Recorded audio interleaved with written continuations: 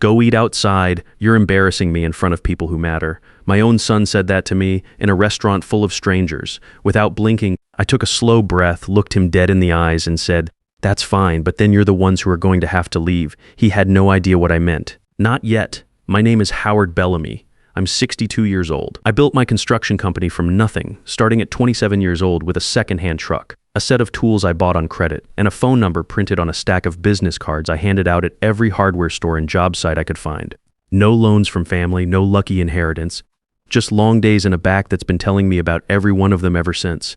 The company grew slow. First, it was just me and one helper on small residential jobs. Then I hired 2 full-time guys, then 5. By the time Kyle was in middle school, I had a crew of 22 and contracts with 3 commercial developers in the county. We built strip malls, office parks, and apartment complexes. I know what a good foundation looks like, and I know what a bad one costs you later. My wife Carol passed when Kyle was 19. Cancer. It was fast, which people kept telling me was a mercy. I'm not sure I ever agreed with that. What I know is that after she was gone, I kept working, because that was the only thing I knew how to do. I restructured the company into a holding entity, bought a couple of properties, and kept building.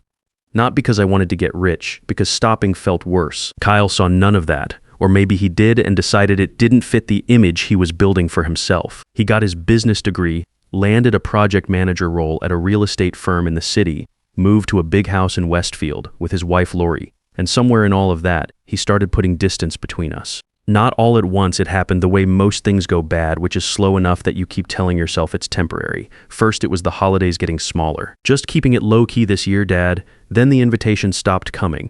His company events, his client dinners, his friends' gatherings. I found out about a firm party last spring from Roy Delgado, Kyle's VP, who mentioned it at the hardware store like it was something I obviously already knew about. I didn't say anything, just nodded and changed the subject. The messages from Lori were polite, always polite.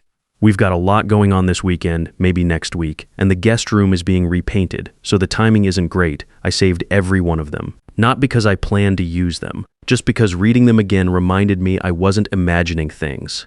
Then about 3 weeks before that Friday dinner, my accountant called.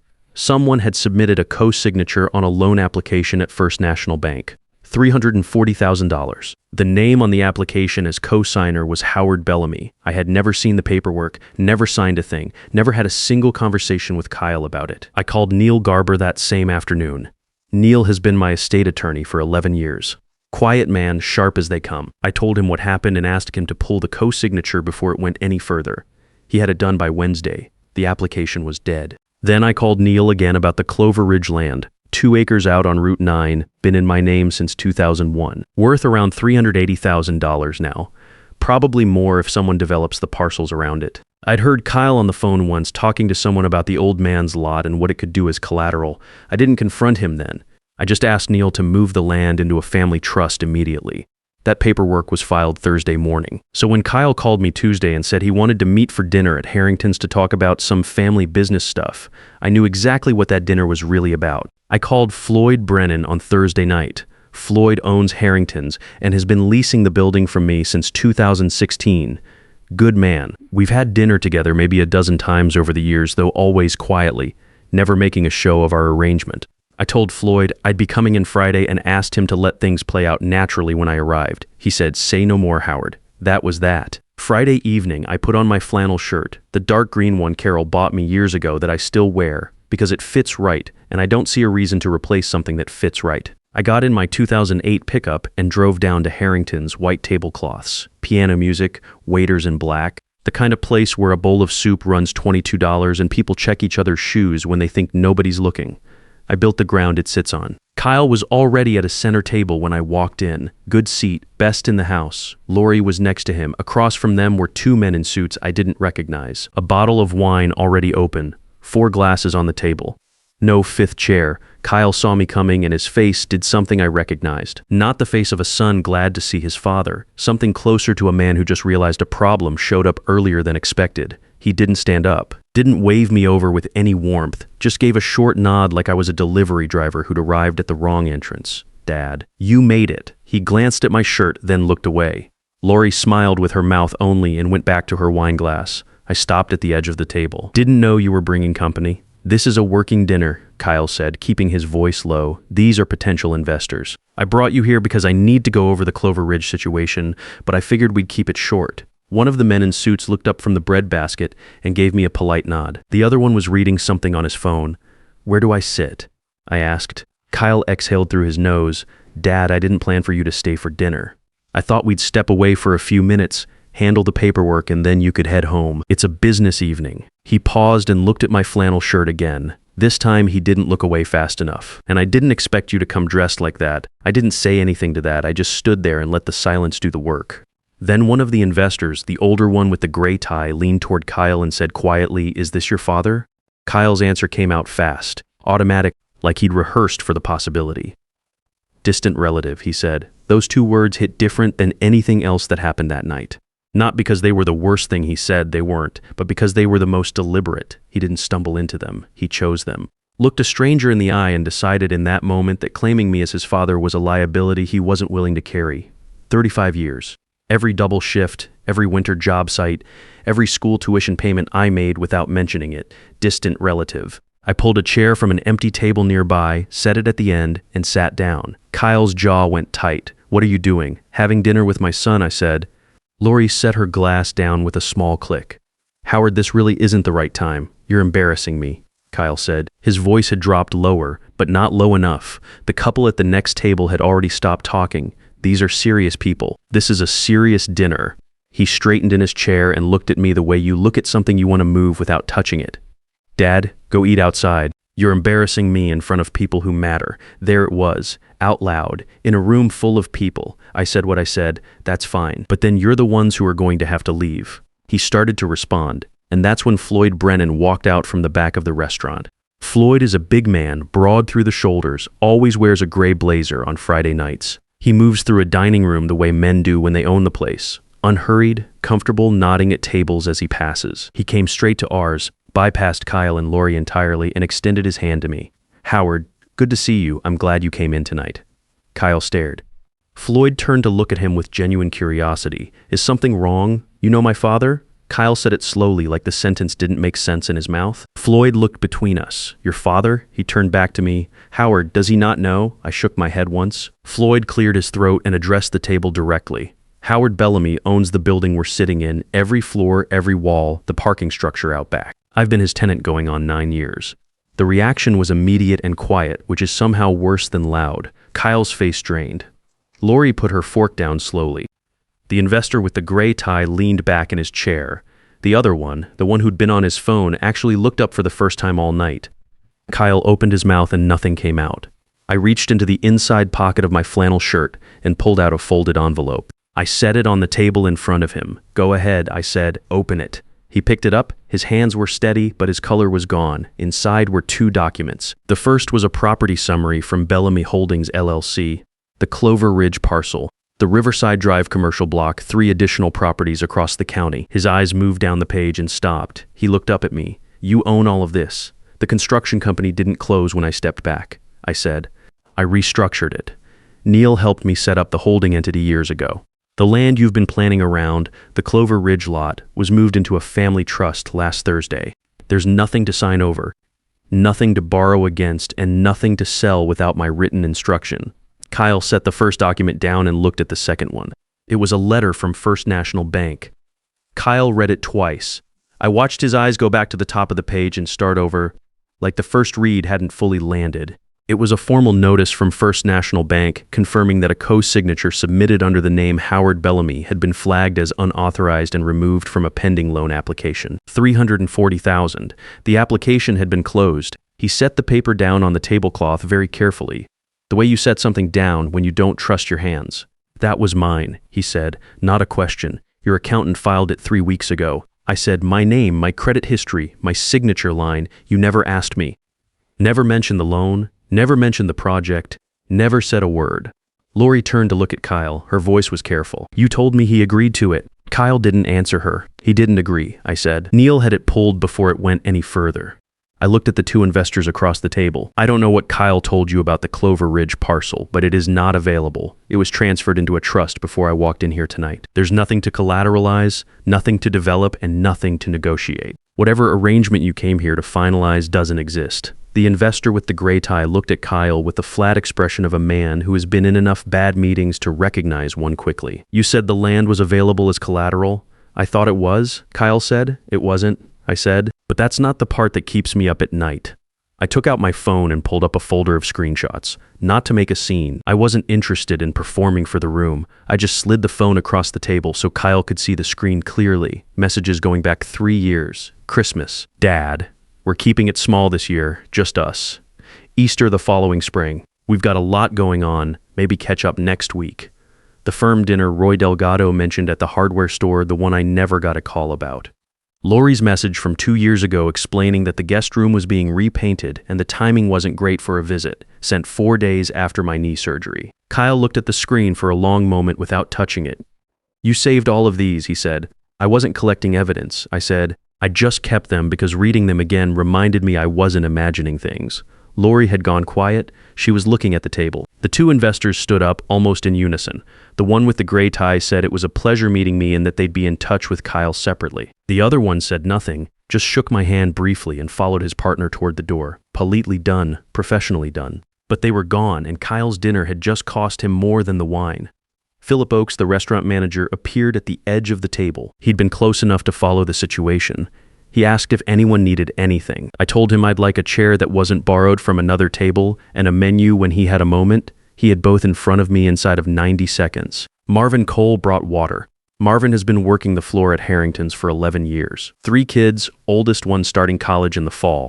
I'd covered his gallbladder surgery out of pocket 2 years back, told Floyd to handle it quietly and not make a thing of it. Marvin squeezed my shoulder once as he set the glass down, didn't say anything, didn't need to. Kyle watched all of it. The manager, the waiter, the small ways the room was rearranging itself around me. I could see him recalculating in real time, going back through every visit he'd made to Harrington's over the years, every dinner he'd expensed here with clients, every time he'd name-dropped the restaurant like it was a credential. How long? He asked. Floyd's been my tenant since 2016, I said. Before that, I owned the Clover Ridge lot for 15 years and the holdings company for about 12. I've been coming into this restaurant since it opened. Usually alone, usually the corner table, always the same order. Lori looked up. We celebrated our anniversary here last year. I know, I said. She absorbed that slowly. Why didn't you ever say anything? Kyle asked. Any of it? The company, the properties, any of it, because it wasn't relevant, I said. A man's worth isn't his balance sheet. I wanted you to know that. I wanted you to already know that before any of this came up. Turns out you didn't. Kyle leaned forward and put his elbows on the table. For the first time that night, he looked less like a project manager running a meeting and more like a person sitting in a situation he didn't know how to get out of. Dad, I need you to understand something, he started. Kyle, I said, I understand everything. I've understood it for 3 years. I just needed you to understand it too. I picked up the menu Philip had left for me. Neil Garber is going to walk through that door in about 20 minutes. I asked him to come by. When he gets here, the 3 of us are going to have a conversation about what happens next. You can stay for that or you can leave. That part is up to you. He stayed. Neil Garber arrived at 8:17. He's the kind of man who comes in quietly, finds the right seat, and gets to the point without making anyone feel like they're being processed. He set his briefcase on the empty chair beside him, clicked it open, and laid a single folder on the table. This is the current version of your father's estate plan, Neil said to Kyle. He didn't editorialize, just stated it. Kyle looked at the folder but didn't reach for it. As of this week, I said, everything goes to charity. Organizations that work with elderly people who've been left behind by their families. There's a home care nonprofit in the county I've supported for years, a senior housing fund downstate. A few others Neil can walk you through. Lori's hands were in her lap. Everything, she said. Everything, I said. The properties, the holdings, the land, all of it in the current version. Kyle looked at me directly for the first time since Floyd had come out of the back. And you're telling us this because you want us to know what we stand to lose. No, I said, I'm telling you because you deserve to know where things stand. You came here tonight to get my signature on something. I think you should leave knowing exactly what the situation actually is. Neil opened the folder and turned it toward Kyle. It was clean and organized, the way Neil does everything. Property list, valuation summary, beneficiary designations. Kyle read through it without speaking. Lori leaned over to see when Kyle looked up, something in his face had shifted. Not relief, not panic, something quieter than both. What would it take, he said, to change it? It's not a negotiation, I said. I'm not sitting here with a list of demands you can agree to so everything goes back to normal. That's not what this is. Then what is it? I thought about how to say the next part, right? I'd been thinking about it for longer than just that week. When your mother died, I said, you were 19. I kept working because I didn't know what else to do. I told myself I was doing it for you, building something you could have later. But somewhere in the last few years, I realized you'd stop seeing it that way. You stopped seeing me as the man who built something. You started seeing me as the man who didn't fit. Kyle didn't look away. Last spring, Roy Delgado mentioned your firm dinner at the hardware store, I said. He assumed I knew about it. I didn't. I drove home that afternoon and sat in the kitchen for a while, not because I was angry, just because I was tired of pretending it wasn't happening. Lori made a small sound that wasn't quite words. I'm not interested in punishing you, I said. I'm 62 years old and I don't have the energy for that, and I don't think it would do either of us any good. What I want is simple. I want to know who my son actually is, not the version he shows to investors and colleagues, the actual person. Kyle was quiet for a moment. Then he said, what does that look like? I told him for 6 months he would work on an active job site. One of my crew supervisors would bring him in. Regular hours, no title, no special treatment. He would learn what the work actually is, what it costs physically, what it asks of the men who do it every day. He would write a letter to First National Bank, a formal acknowledgement that the co-signature submitted in my name was unauthorized, that he took full responsibility, and that no further applications would involve my name or credit without my written consent. Every Sunday, he and Lori would come to dinner. My house, my kitchen table, no exceptions and no cancellations unless someone was in the hospital. And at the end of 6 months, I would decide whether to revise the estate plan, not based on what he said, based on what he did. And if I don't meet the conditions, Kyle said, then the charitable designations stay. I said, Neil files the final version, and that's that. I'll still be your father. That part doesn't change regardless, but the holdings go where I said they go. Kyle looked at Lori. She gave him a small nod that I wasn't sure I was meant to see. One question, he said. Go ahead, the job site. You'd actually put me on a crew. I'd put you on the Garfield Avenue project. We're grading the lot through the end of the season. It's outdoor work, early start times, and the guys on that crew have been doing it for years. They're not going to go easy on you because of your last name, and I'm not going to ask them to. He nodded slowly. Okay, meaning what? I said. Okay, meaning I accept, he said, all of it. Lori said, me too. Neil made a note and said he'd prepare the conditional amendment by Tuesday. He closed the folder, clicked the briefcase shut, and excused himself without ceremony. That's Neil. The three of us sat there for a moment in the quiet that follows something that can't be taken back. I picked up my water glass. You want to order dinner, I said. Kyle looked at me like he wasn't sure if that was a real offer. I built the building, I said. Might as well use the table. He almost smiled. It wasn't much, but it was real. 6 months is a long time when you're watching for something real. The first few weeks, I'll be honest, I wasn't sure. Kyle showed up to the Garfield Avenue site on time, which I appreciated. But there's a difference between a man who shows up because he has to and a man who shows up because he understands why. The first few weeks, it was the former. I could tell from the way Danny Reyes, my site supervisor, described it. Your son does what he's told, Danny said. Doesn't complain out loud, but he's counting the hours. That changed around week 5. Danny called me on a Wednesday evening, which he doesn't usually do. He said Kyle had stayed 2 hours past the end of his shift to help a crew member finish a drainage trench before the rain came in. Nobody asked him to. The crew member, a man named Pete, who'd been with me for 14 years, had thrown his back out around 3 in the afternoon and was moving slow. Kyle didn't make a thing of it, just picked up a second shovel and worked until the job was done. He didn't mention it to me, Danny said. Pete told me the next morning. That was the first thing that felt real. The Sunday dinners were awkward at first. I won't pretend otherwise. The three of us sitting around my kitchen table in a house that hadn't had regular company in years. Lori made an effort with conversation. Kyle was careful with his words in a way that felt rehearsed. I didn't push it. You can't force that kind of thing to move faster than it moves. Around the second month, Lori mentioned she'd been going to a nursing home in Clover Ridge on Saturday mornings. Not because it was one of my conditions. It wasn't. She'd driven past it one day and gone in on a whim, she said, and ended up staying for 3 hours talking to a woman named Loretta Sims. Loretta is 80 years old, sharp memory, good sense of humor, and she hadn't had a family visit in 5 years. Her children lived within an hour's drive. They called occasionally, Lori said. Usually when they needed something, Lori went back the following Saturday, and the one after that. One Sunday at my kitchen table, she told me about a conversation she'd had with Loretta about what it feels like to wait for someone who doesn't come. She said Loretta described it as learning to stop listening for the door. Lori didn't editorialize much after that. She didn't have to. Kyle was quieter than usual that evening. After dinner, while Lori was in the other room, he sat at the table for a while without saying anything. Then he said, "I called you a distant relative." "You did," I said. "I've been thinking about that a lot," he said. "Not just because of how it sounds, but because I think it was actually true in my head when I said it. I'd made you into something distant so I didn't have to deal with what that meant. I didn't say anything to that. Sometimes the right response is just to let a man finish. 'I'm sorry, Dad,' he said. "Not for the money or the inheritance or any of that. I'm sorry for the Christmas dinners and the excuses and the look I gave your shirt when you walked in. I'm sorry it took losing something to make me see what I was doing. I looked at my son across the kitchen table in the same house where he grew up, where his mother used to make coffee on Sunday mornings and leave the radio on low. He looked older than 34 in that moment. Not in a bad way, just more like a man and less like someone performing the idea of one. Apology noted. I said, 'Keep going.' He nodded. He understood what that meant. At the 6-month mark, Neil filed a revised estate plan. Kyle and Lori remain the primary beneficiaries, with the charitable designations maintained for a portion of the holdings as I'd always intended. It felt right. It still does. We still have dinner every Sunday. That part wasn't a condition anymore. It just became what we do. Last week, Kyle told me the Garfield Avenue project is wrapping up, and Danny asked if he wanted to stay on for the next job, a commercial foundation pour starting in March. Kyle said he was thinking about it.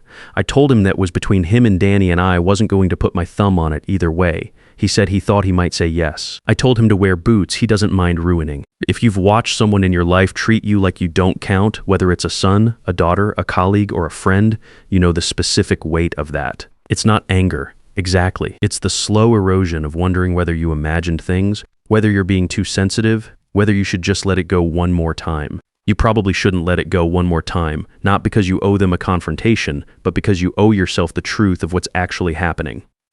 Write it down if you have to.